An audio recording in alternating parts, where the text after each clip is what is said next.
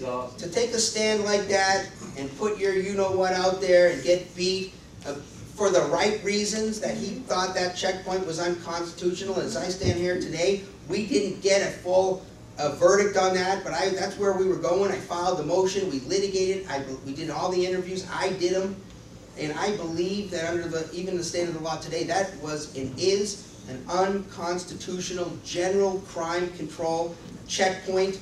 And just the way the case went, we didn't get a judge ruling on that, which is really what I wanted.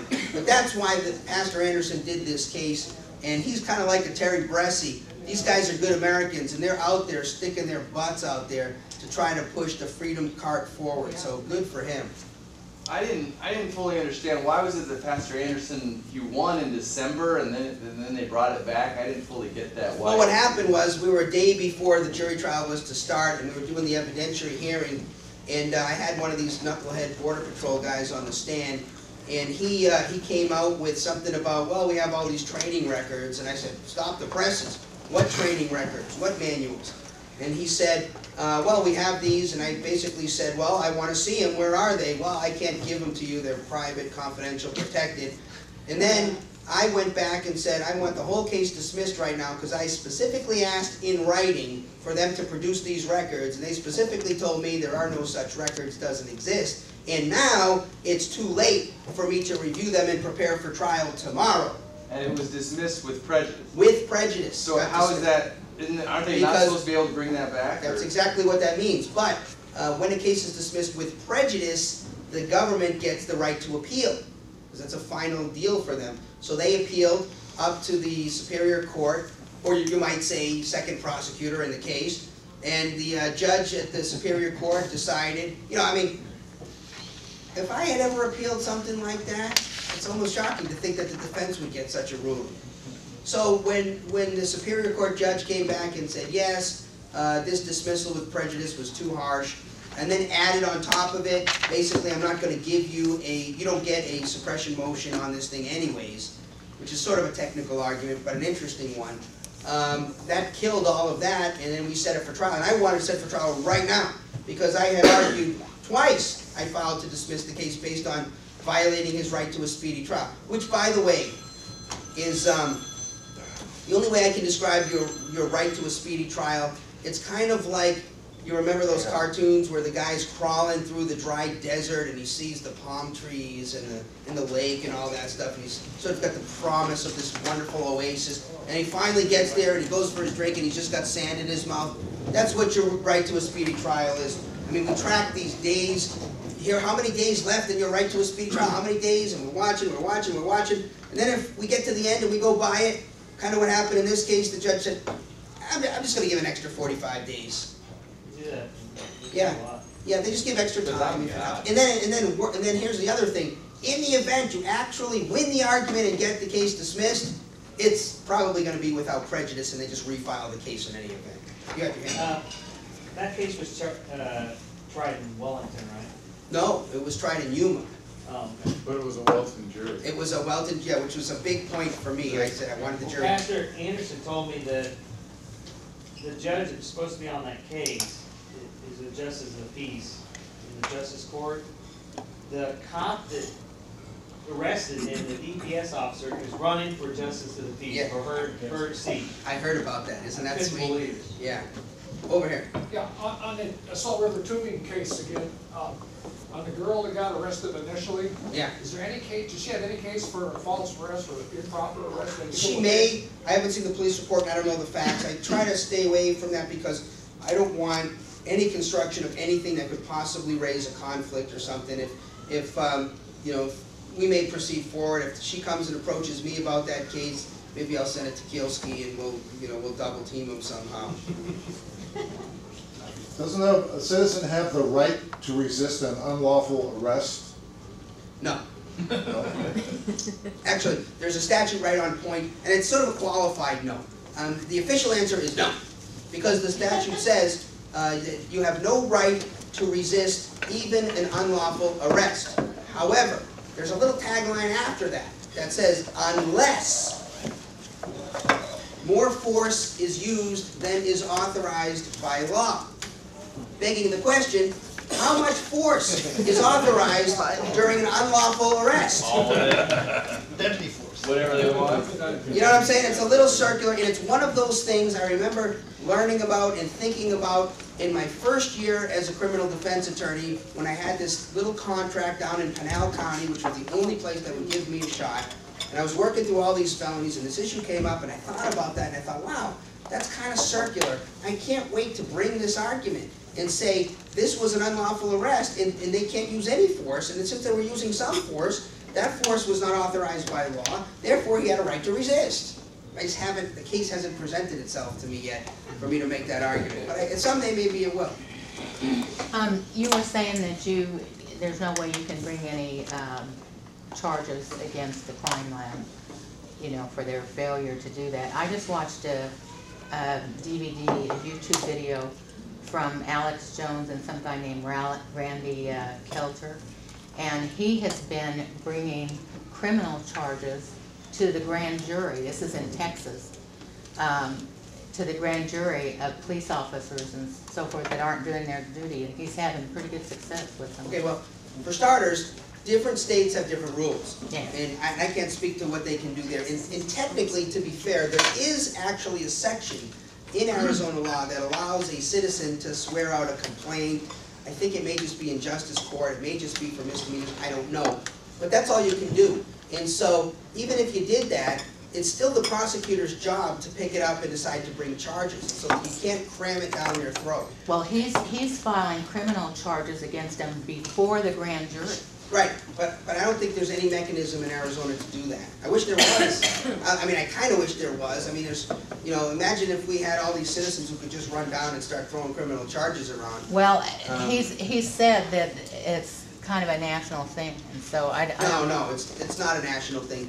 The state, Arizona's criminal justice system is controlled by Arizona. There's a federal criminal justice system that's controlled by the feds, but that's one of those areas that's mostly, I'll say, almost like 99% controlled by the state. So yeah, other states, you know, we can do whatever we want here in Arizona, as long as it doesn't violate the federal constitution. Anything else? One way back there, and then we'll come up here. How many acts of criminality do the peace officers and the law enforcement officers see that they don't prosecute in their own ranks and up above them? Well, I don't have any way of knowing that, but also, one thing I would add, you know, I was my undergraduate was in justice studies, and I'm a guy who's really interested in the justice system, and criminal justice, and how that stuff works, and stats and all that, and you know, I've come to the conclusion that there is no way, really, to get a handle on crime, whether it's going up, whether it's going down, whether violent crimes on the rise or the decline. I mean, there's nothing that is more easily manipulated. In fact, I was my friend who's a police officer, we were talking about this very issue. And I said, well, what would you do if you wanted to show violent crime was on the rise? He said, I just have my guys make more arrests. I tell my guys to exercise their discretion to make arrests and arrest them for higher types of charges, right? They get to decide. Or what would you do if you wanted to show crime was lower? Just make fewer arrests. And they completely control that, right? Wow. Second, what's a crime? I mean, what a crime is whatever the legislature says. So when they say,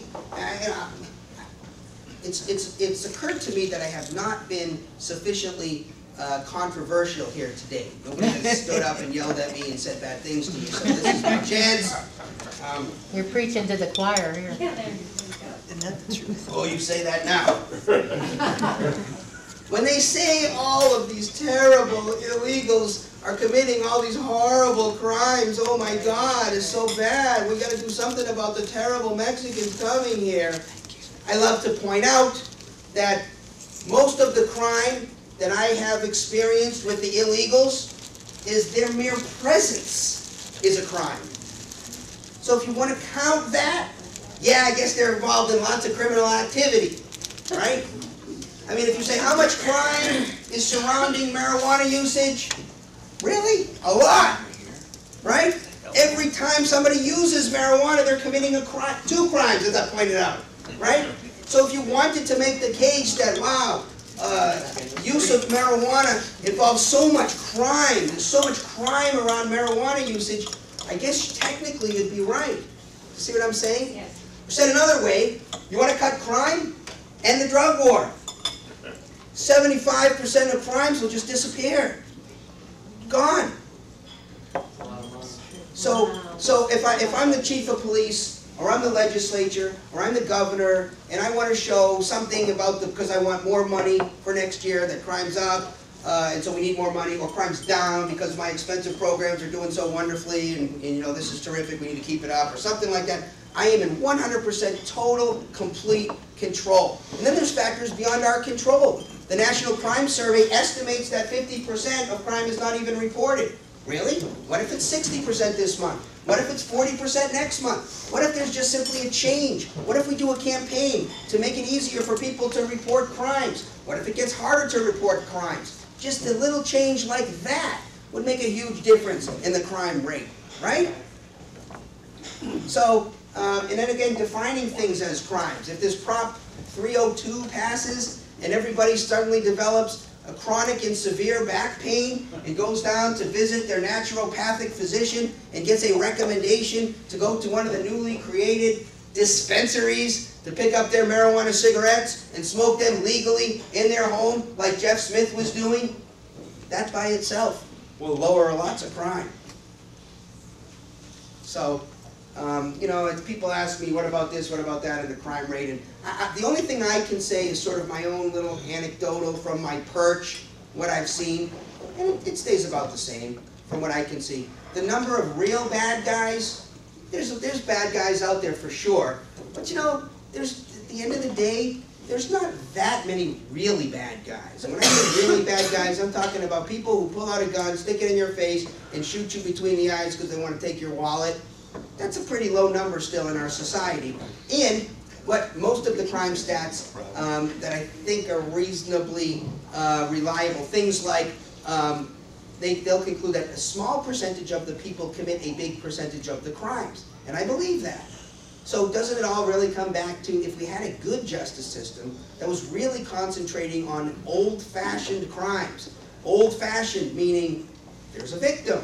Somebody's bad, right? You know how many times I've stood in court? I wish you all could be sitting in the courtroom behind me when I'm facing this way and I'm at the podium and I'm standing next to somebody who's definitely going to prison. And the only question is how long? Is it going to be 3 or 4 or 5 or 6 years? And it's up to the judge. And I'm pounding the podium talking about how he's a great guy and judge, you should give him 3 and blah, blah, blah, blah, blah, blah, blah. And then I say, you know what, judge? I haven't turned around one time, not one time, to see if any victim came in here to say bad things about my client. You know why? Because nobody's even mad at my client. You're going to put my client in a cage today. He's so bad, he cannot even live among us. He's going in a cage. That's our society says he's so bad, he needs to live segregated from everybody. But you know what? Not one person. I don't even have to look, because there's not even an allegation he did anything to anybody. Nobody's mad. Isn't there a disconnect? Then usually what I say from there is, and judge, something else. This guy who's so terrible, I'd be proud to have him as my neighbor, living right next door to me and my kids.